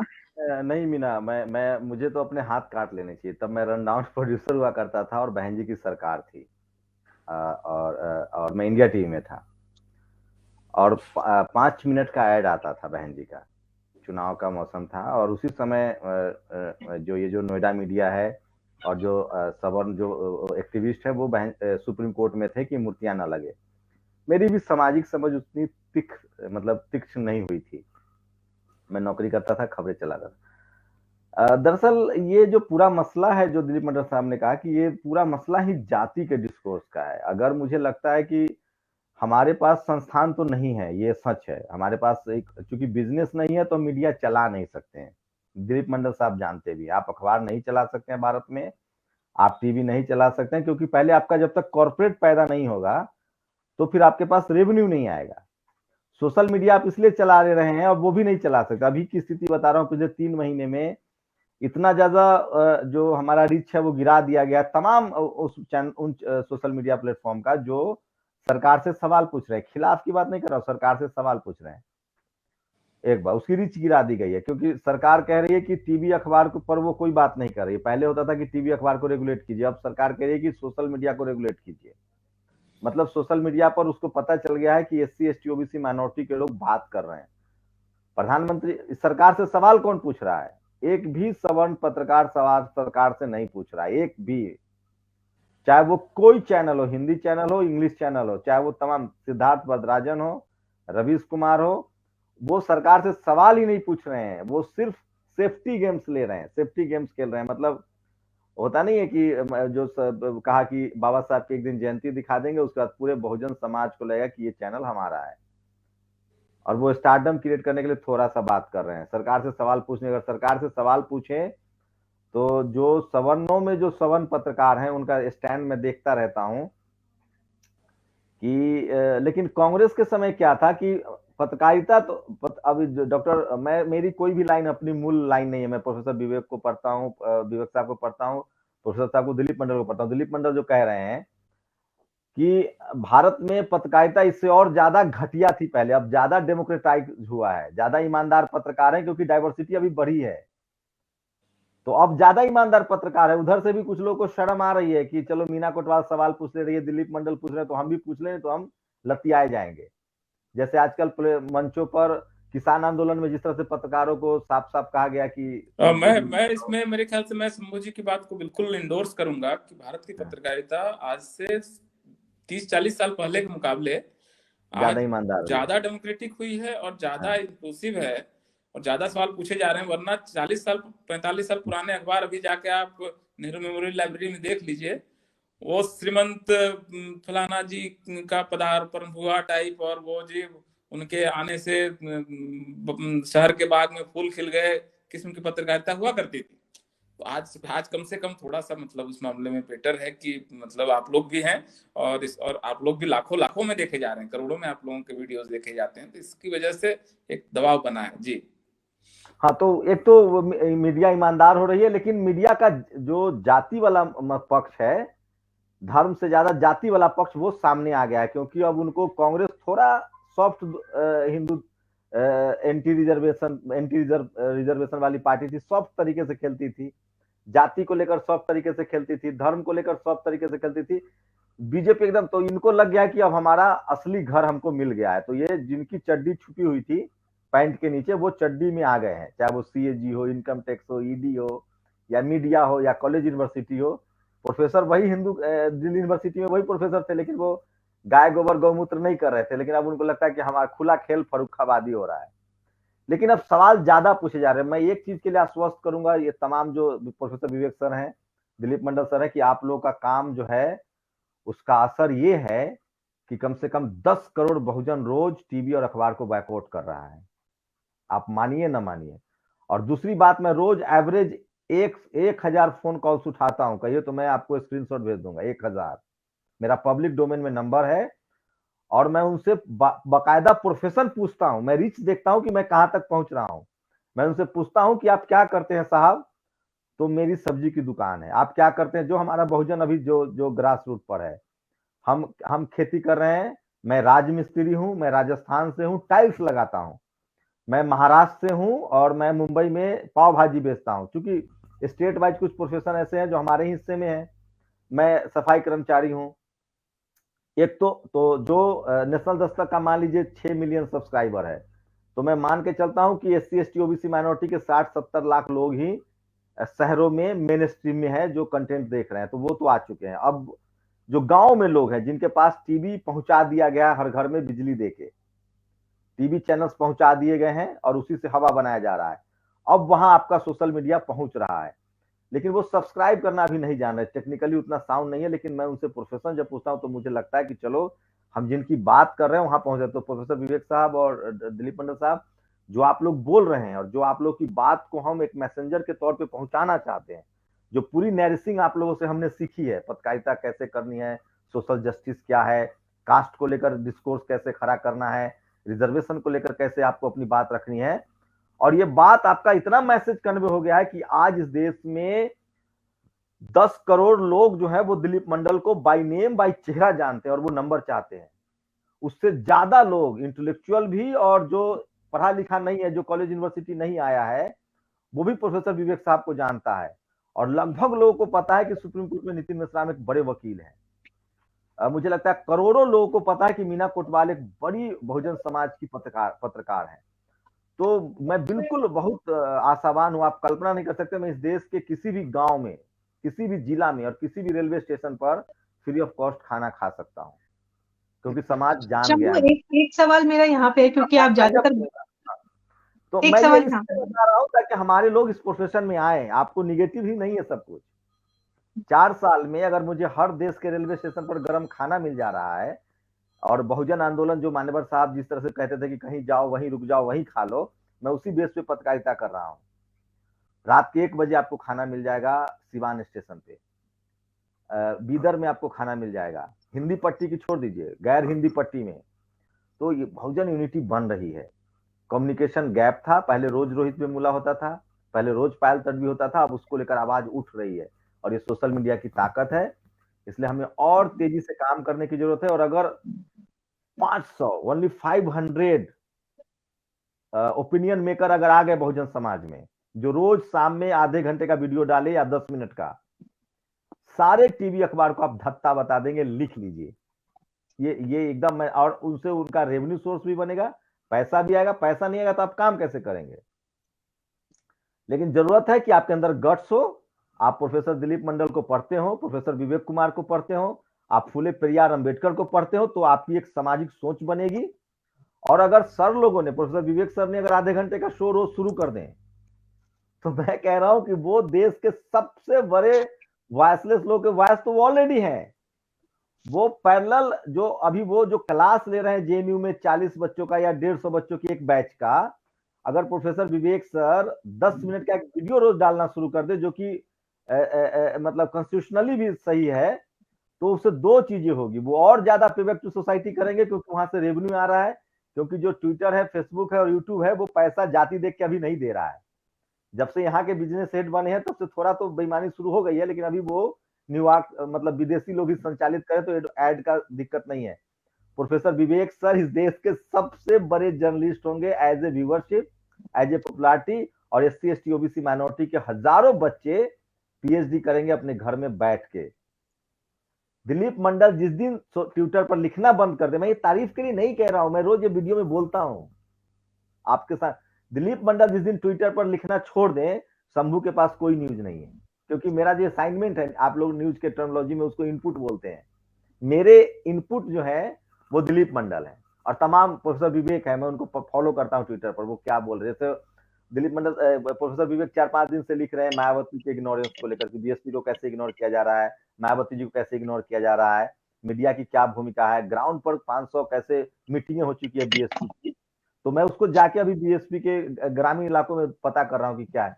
तो मेरे इनपुट ऑफ सोर्स यही बहुजन समाज के बड़े लोग हैं, जो हाईली इंटेलेक्चुअल हैं, हाईली एथिकल हैं और हाईली ह्यूमैनिटेरियन हैं। तो मुझे लगता है कि अगर ये इन लोगों ने और थोड़ा सा और इन लोगों ने अगर दम लगाना शुरू किया, तो हमारे जैसे, आपके जैसे हजारों पत्रकार बन जाएंगे, वो भी 6 महीने के अंदर, और वो सब अपने पैरों पर इकोनॉमिकली खड़े होंगे, और फिर हमें किसी वॉइसलेस ऑफ वॉइस की जरूरत नहीं पड़ेगी। Thank you Shambhu. Nitin sir, आपके पास आऊंगी। बहुत सारी चर्चा यहाँ पे चल रही है। मैं थोड़ा सा लीगली पूछना चाहूंगी, जिस तरह से जो मेन स्ट्रीम मीडिया या टीवी मीडिया, नेशनल मीडिया भड़काऊ थंबनेल बनाती हैं या भड़काऊ उनके आप देखेंगे हेडलाइन होती है भड़काऊ, क्या उस पे कोई एक्शन नहीं लिया जा सकता? क्या उस पे कुछ कानूनी कार्रवाई नहीं हो सकती?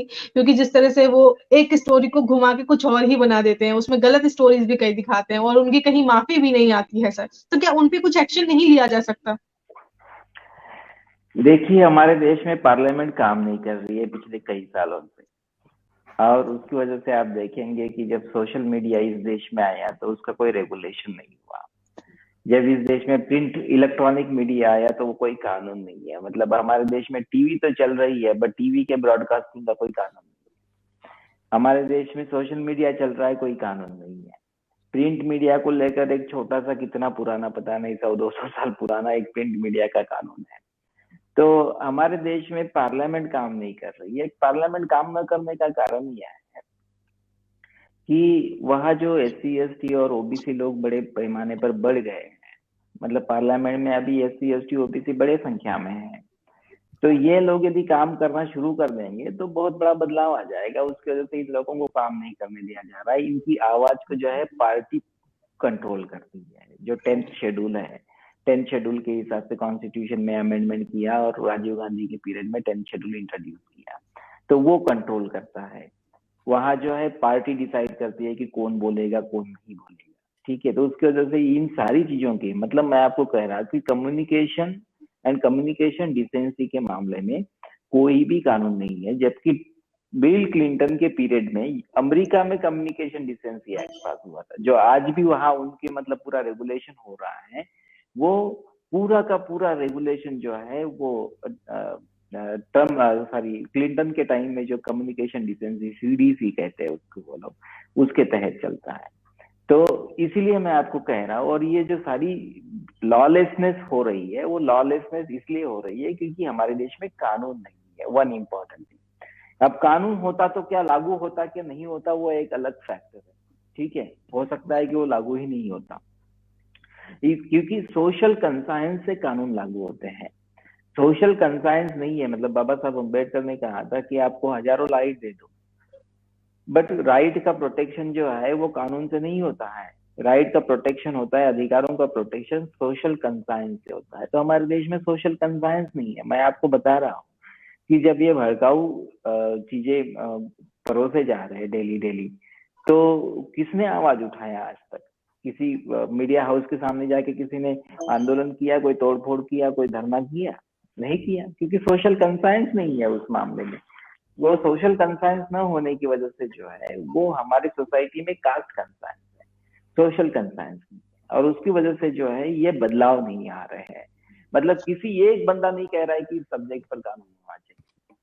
मतलब टीवी इतना bug bug bug bug bug bug करता जा रहा है, बट कोई नहीं पूछ रहा है कि इसमें कानून होना चाहिए।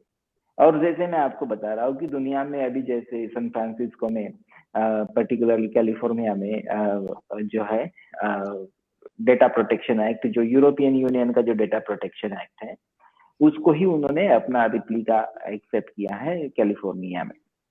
हमारे देश में डेटा से रिलेटेड कोई कानून नहीं है, बट सरकार धड़ाल्ले से डेटा इस्तेमाल कर रही है। आपका आधार का डेटा इस्तेमाल कर रही है, उसको प्रिजर्व कर, मतलब अपने सिस्टम में रख रही है। प्राइवेट प्लेयर को, रिलायंस को दे रही है, अंबानी को दे रही है, इवन एयरटेल को दे रही है। जो जो मांगता है उसको सबको आधार दे देती है। आपका आधार के साथ मोबाइल नंबर है, आपका ईमेल है, सब कुछ दे रही है। कोई आवाज नहीं होती हमारे देश में, कोई आवाज नहीं है किस तरह से। तो इसी जो है, इसका रीजन मैं आपको बता रहा हूँ कि नव जागरण जिसे कहते हैं, कि देश में एक बड़ा नवजागरण होना चाहिए। क्या नवजागरण होना चाहिए? कि ये जो अखबार है, ये जो टीवी है, ये न्यूज नहीं दिखाते, ये व्यूज दिखाते हैं। ये बायस्ड व्यू दिखाते हैं, प्रिजुडाइज व्यूज दिखाते हैं। इनका अपना जो है एक टेलर्ड मेड व्यूज है, वो इन्फ्लुएंस करने के लिए अपना अखबार चलाते हैं। उनका अखबार का मतलब ये नहीं है कि वो आपको जागरूक करना चाहते हैं। उनके अखबार का मतलब ये है कि वो अपना एक विचारधारा आप तक पहुंचाना चाहते हैं और आपकी विचारधारा को ब्लॉक करना चाहते हैं, ब्लैकआउट करना चाहते हैं। ये जब तक कंसाइंस देश में नहीं डेवलप होता, तब तक इस देश में कोई भी बड़ा बदलाव नहीं आने वाला। मैं आपको बता रहा हूँ, कांचीराम साहब के पीरियड में बदलाव आया, क्योंकि कांचीराम जी ने ये कंसाइंस डेवलप किया था, मनुवादी मीडिया बोलते थे, मनुवादी मीडिया। अब मनुवादी मीडिया जो है इस देश में, मतलब मनी माफिया एंड मीडिया, इससे जो है पूरा संचालित हो रहा है देश। तो ये कंसाइंस डेवलप किया था कुछ लोगों में, मतलब मैं आपको कह रहा हूँ कि इस देश के कम से कम 30% लोगों में कंसाइंस डेवलप किया था, वो धीरे धीरे खत्म हो रहा है, उसकी वजह से बदलाव नहीं है। तो मेरा जो सोल्यूशन ये है कि हम लोगों ने 3 चीजों के ऊपर काम करना चाहिए। पहली चीज ये है कि हम लोग वो कंसाइंस बनाए जिसके आधार पर जो है एग्जिस्टिंग मीडिया को हमें डिस्क्रेडिट कर देना चाहिए, और पूरी तरह से डिस्क्रेडिट कर देना चाहिए। डिस्क्रेडिट करने के कई कारण हैं, क्योंकि ये जो है किसी एक जाति से संचालित होते हैं, वन थिंग। दूसरी बात, ये किसी पर्टिकुलर जाति के पैसे से संचालित होते हैं, मतलब सारे अखबार और सारे जितने भी टीवी सेंटर्स हैं, उनके जो संपादक है वो ब्राह्मण होते हैं, उनके मालिक जो है बनिए होते हैं, ठीक है। और वो ब्राह्मण बनिया का जो ये एक यूनिटी है, वो अपना राज स्थापित करके उसको चलाए रखने के लिए कोशिश करते रहते हैं, ठीक है। विवेक सर कुछ कहना चाहते हैं? नहीं Meena, actually you know I told you 2:30 मेरा एक्चुअली दूसरा कार्यक्रम है, तो मैं छोड़ूंगा 2:30 पर, बट है ना सर बस खत्म ही करें, अनिल नितिन सर का लेके जवाब हम लोग खत्म करेंगे बस। या तो 2 मिनट बचा, इसलिए मैंने बता दिया। कोई दिक्कत नहीं। तो मैं 1 मिनट में सम अप करता हूँ। या सॉरी, 1 मिनट में सम अप करता हूँ। तो पहला इंपॉर्टेंट चीज ये है जो मैंने बताया था कि कंसाइंस डेवलप होना जरूरी है। दूसरी इंपॉर्टेंट चीज क्या है कि जो कंसाइंस डेवलप हुआ है उसको लॉ में हमें तब्दील करना पड़ेगा, कि लोगों के राइट्स जो है वो कम्युनिकेशन के, इंफॉर्मेशन के राइट्स को, उनके डेटा के राइट्स को प्रोटेक्ट करने के लिए हमको कानून बनाना पड़ेगा। एंड ये तीसरा इंपॉर्टेंट चीज ये है कि हमें अल्टरनेट मीडिया जो है उसके ऊपर भी भरोसा नहीं रखना है, बल्कि हमें लोगों में एक शक्ति पैदा करनी चाहिए। वो शक्ति है कि आप सबकी सुनिए पर अपने हिसाब से चले। तो ये जो है, ये 3 चीजें जब हम लोग करेंगे तब शायद ये बदलाव आ सकता है। तो थैंक यू सो मच, आप लोगों ने मुझे बुलाया और आपको बहुत बहुत बधाई। Thank you sir, thank you. और मैं आपके सभी स्पीकर्स का थैंक यू करना चाहूंगी। विवेक सर का थैंक यू कि वो आए और अपनी बात रखी। नितिन सर आपका बहुत बहुत शुक्रिया कि आप आए, अपनी बात रखी। दिलीप सर और शंभू भी हमारे साथ यहाँ मौजूद थे, और उनका भी बहुत बहुत शुक्रिया कि उन्होंने आए और अपनी बात यहाँ पे रखी। अगर आपको द मूक नायक का काम अच्छा लगता है तो आप ये वीडियो शेयर करते रहें, यूट्यूब पे सब्सक्राइब करें, कमेंट करें, क्योंकि हम लगातार हाशिए पे खड़े समाज की आवाज उठाने की कोशिश कर रहे हैं। और आज द मूक नायक को 1 साल हो गया है, बाबा साहिब का जो मूक नायक था उसको 102 साल हो गया है।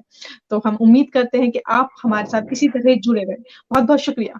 शुक्रिया sir. Wish you all the best. Wish you all the best, Meena, and wish you all the best, Mook Nayak, Mook Nayak team, and you should come in flying colors. All the best. Thank you, sir. Thank you so much. Thank you.